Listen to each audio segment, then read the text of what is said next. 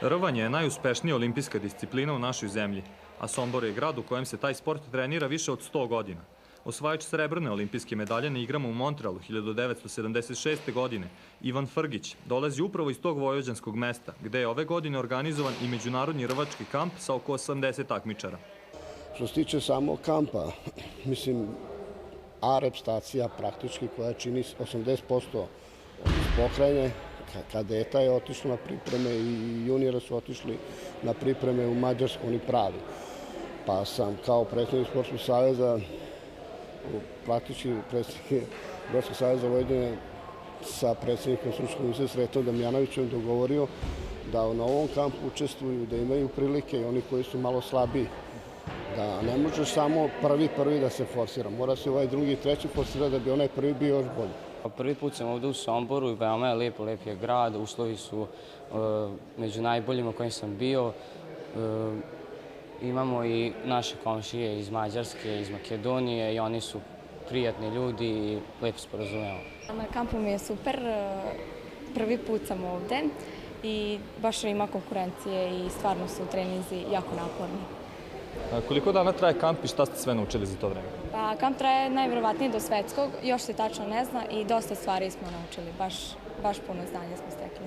Osim rvača iz domaćih klubova, koji su članovi reprezentativnih selekcija za pionire, kadete i juniore, kamp u Somboru posjetila i ženska reprezentacija Makedonije, te rvački klub Abonj iz Mađarske.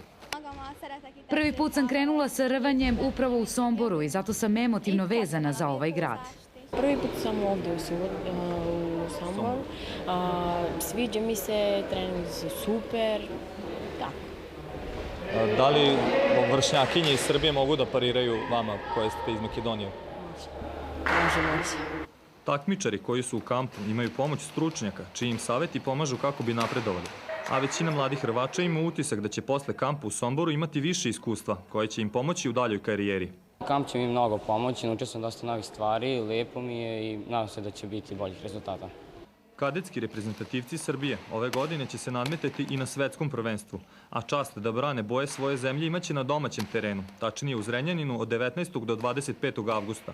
Nekoliko reprezentativaca nalazi se i u Somboru, gde će verovatno ostati sve do početka šampionata jer su uslovi za rad idealni.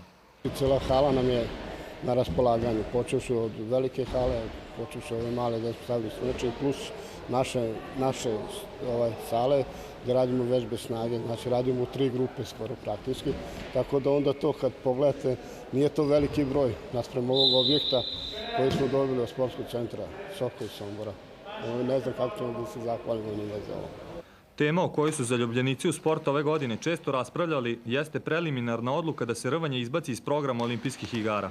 Naš sagovornik, koji je upravo u toj najstarijoj olimpijskoj disciplini došao do medalje, smatra da su nadležni uvideli svoju grešku i da će na isti način rvanje biti vraćeno u porodicu olimpijskih sportova. Mi smo jedan od najstarijih sportova.